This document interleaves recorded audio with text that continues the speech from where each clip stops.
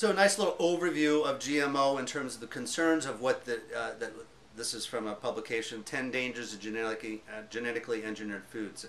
So seed and crop contamination. So one of the big things is that, hey, don't get bent out of shape, the patented Monsanto type of soy or wheat product or corn product is going to be it's right here, and that becomes a problem, as we'll talk about here. So now we know in nature things, once again, move around. They don't just stay on the left side of the road. They go across the road and they contaminate the other type of food out there. And so maybe that's good, maybe that's bad. But this kind of notion that they have, oh, well, we have full control. We're scientists. I have a PhD from Purdue University and I get paid by Monsanto. I mean, I get paid by the university by that. And so we all know that that game is played. The universities are once again given money by the,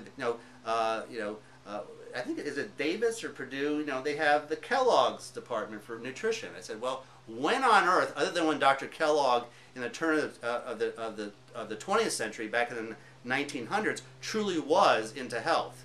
He was into, oh my God, into natural medicine. He had natural type of sanitariums where people who were sick, instead of taking the poisons from Getty and Rockefeller because of their money and killing people, yeah, you go in and you fasted and had colonics and you ate wholesome foods. Well, that's where Dr. Kellogg started. Then it's been altered to where you go to the store and where was I? I don't buy that stuff. I was at, I think it was either at Rayleigh's or somewhere, and I was actually buying something else, and the boxes are like $6 a box. I mean, I'm thinking, oh my God, there's nothing in here. It's like 12 ounces, and you're paying $6, and there's no nutrition in there. As I was telling a patient way back in the 70s, I guess it's another reason to live sometime. There was a famous biochemist from the University of Texas. And he was into bio-individuality. He says, yeah, whether or not it's nutrition or drugs like that, there's a 3,500% difference between each individual. So this notion that you take one statin drug helps everybody, or take vitamin C for everyone, it can vary from 3,500% about how much you need to take or not take like that. So he did a little experiment. Back then, I think it was Cheerios at the time. So he had one group of mice that ate the Cheerios and another group of mice that ate the box. And guess who lived longer and did better? That's right, the mice who ate the box lived longer and did better than actually eating the crappy cereal. So I'm thinking, oh my God, these poor people, they're once again fooled by it's like Pepsi and Coke. They advertise a lot thinking, this is the best thing since, breathing, drink your Coke. It's just crap. It's 12 teaspoons of sugar or artificial sugar. I mean, it's just ridiculous. And you're paying like, $25 a gallon for it. I mean, it's nuts.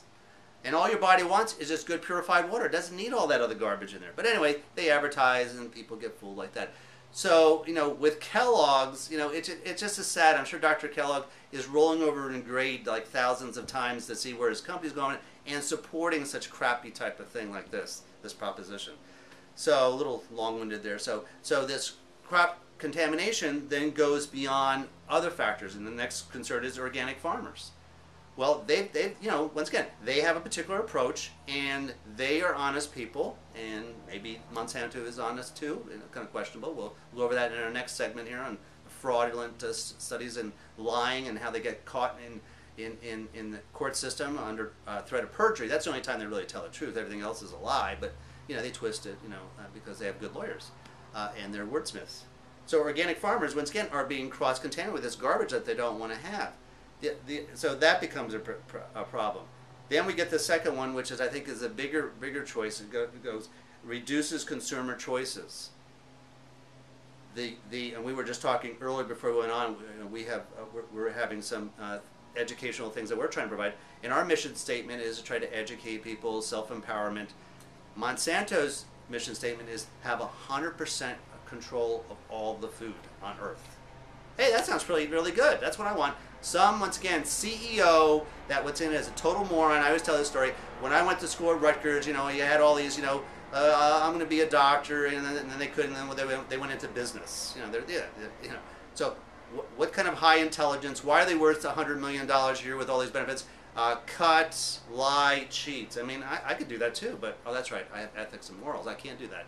So why would I want to trust, once again, a person that's a moron in a corporation that does nothing all day, I mean, I've got a better, indication. I have a friend who's in the banking system, and I just realized they do nothing all day long. They do nothing. They walk around, and they could, once again, as one of my producers and my teachers, they're non-producers. They just walk around charging lots of stuff, doing stuff. Yeah, they like to travel. Can't you just call up? No, we're gonna go and spend thousands of dollars at a nice hotel and great food. Yeah, wasting money. I mean, it just, and then just charge us, or like we already know, they fail, and then we bail them out. So that's a kind of a good deal. But they pay. A little off the topic here. so reducing choices of food. I mean, that's the scariest thing. They control our food source.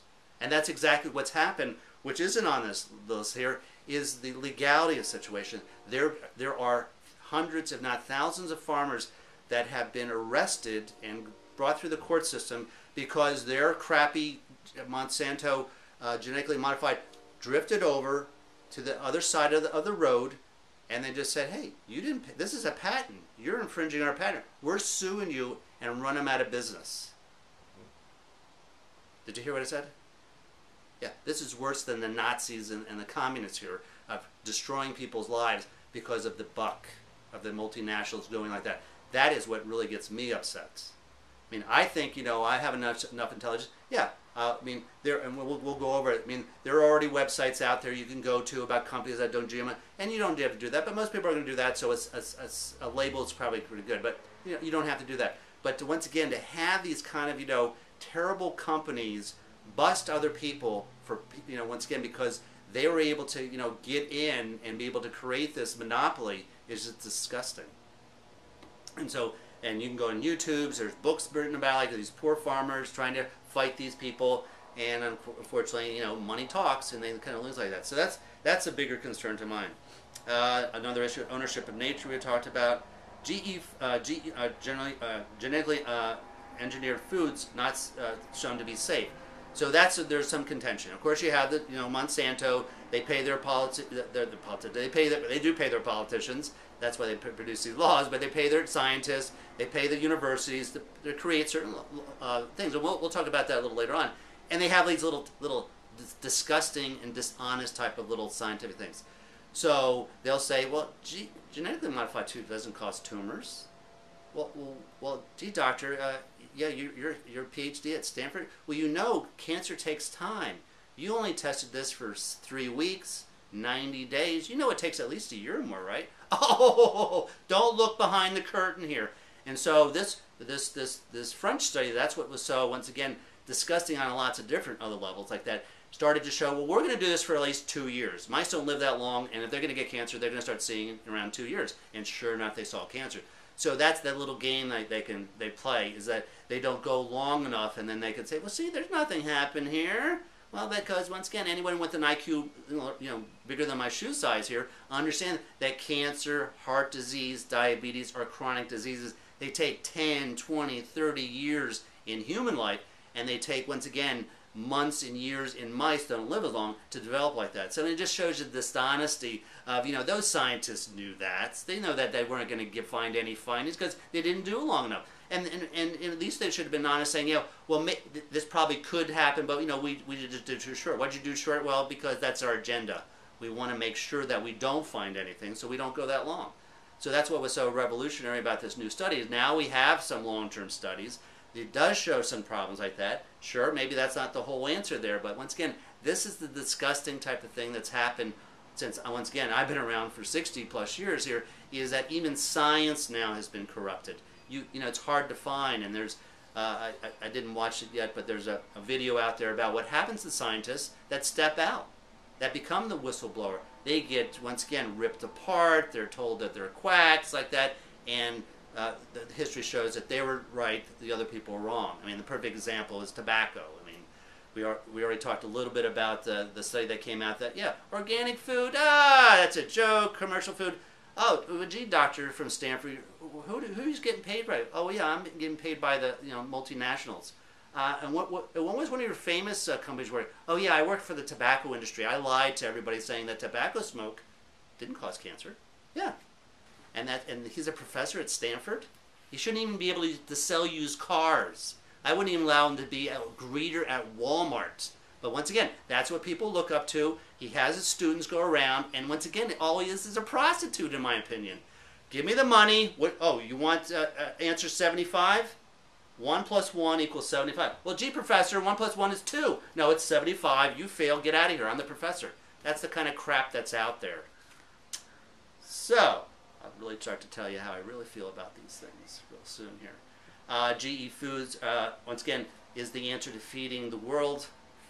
I can remember back in the 70s that the whole issue of food and starving has nothing to do about productivity. Yeah, it has some factor like that. It's distribution and corruption. Is that different, different dictatorships, different governments provide that as a means to control their people. I know we're getting outside like that. So it's not like, genetically modified food, then everybody's going to be healthy, and that's just not the case. I mean, it just lies. Now what we're seeing here is like, we're so smart. Oh yeah, antibiotics, great thing, early, middle of the 20th century like that. Help people's lives, absolutely. But because of the misuse and ignorance and arrogance of what they use, now antibiotics don't work most of the time. And that's what's happening with this kind of crappy Roundup like that. Nature is a lot smarter with any PhD out there. And now that's the rise of super bugs and super weeds that everybody then is going to be, having difficulty with. Even the organic farmers. Now they have to deal with these super steroid, weeds on steroids to deal with their plants. Because once again, it's all competitions. Hey, the weed has a little family, it wants to kind of continue, it wants to live, and it's against the the wheat, and so there's a battle going on. And who's going to win? Well, as you know from your garden, most of the time the weeds win. Here you pamper your grass, you fertilize it, and it dies, and the weeds are like, you're nuking it with Roundup, and you're stomping on it, and it's always kind of coming up. So that's the sad part, is the weeds are go. It's like who will inherit the earth? I remember this classic thing when the atomic testing like that, and it was a cockroach with the atomic bomb, and that's who's going to inherit the earth, because they're able to survive nuclear blast and we're not. So that was kind of a blast from the past there from you. Just the whole issue of pesticides, herbicides, and human health, I go over almost on a monthly basis. Yeah, pesticides cause Alzheimer's, Parkinson's disease, cancer like that. These have consequences. See, once again, just common sense. Let's see, I get this substance. Here's a little tiny little bug that I don't want. I spray a little bit and it dies. Is that kind of good or bad? And then you can play this little dance. Well, the bug is a little small and we're big, but unfortunately that doesn't work. It's accumulation and biomagnification, basic 101 freshman college, maybe even senior high school stuff. But that's the BS, once again, that the scientists that are paid by the multinationals, they just spit out this kind of garbage and saying, well, gee, professor, that doesn't make sense. Here you said over here, biomagnification, now you're saying it doesn't matter. Which one is it? Well, let me see who's paying me today. Oh, okay. It doesn't matter. Very disgusting. Global economic market loss. Well, once again, up to, and it says 35 here, I've seen up to 50 countries already doing it. And those countries aren't seeing any loss with their products. So another type of, nice little fairy tale to scare people. Oh, yeah, we won't be able to compete with the world and our rice farmers in Sacramento. I mean, come on. And it's just kind of crazy. And once again, genetically modified food comes just like we were talking about. It encourages reliance on fossil fuels. Now, the whole issue about scarcity, and that's a whole different topic like that. But fossil fuels is once again manipulated by a cartel, the oil companies. That's the reason why we have a one type of drug type of system. We can talk about that. It's called the Fletcher Report, historically proven, is that the Gettys and the Rockefellers that were in petroleum products didn't want anybody to go out in their backyard and plunk a little type of herb like that and fix their problem. No, you had to take an oil product, synthesize it into some toxic drug, and then create this whole industrial complex of medicine, surgery, and medicine, and pay the politicians to make a monopoly. That's the only way that you can get healthy. Well, that's the same thing in veterinary science. I'd say, oh, I'm taking Fluffy there. Why are you taking Fluffy? I mean, just like I don't encourage you to go this garbage. Why would you give Fluffy? Oh, because he or she's the vet. Well, they're just drug doctors with animals. Why would you want to go there? You wouldn't want to do it yourself. So that's a whole different issue there. But why would you want to again go into the farming industry that has the same principle, monopolizing all life form and creating products that they have full control over that rip you off? So every time you use the nitrogen fertilizer like that, these are all synthetic products from petroleum products. And organic farming has definitely gotten more popular, but you hear the same thing. Well, that would never be able to sustain life. Well, who says that? Oh, that's right. The companies that make all this money. Once again, scare tactics. So we'll continue on next week. Thanks for watching, and we'll talk to you soon. Thanks.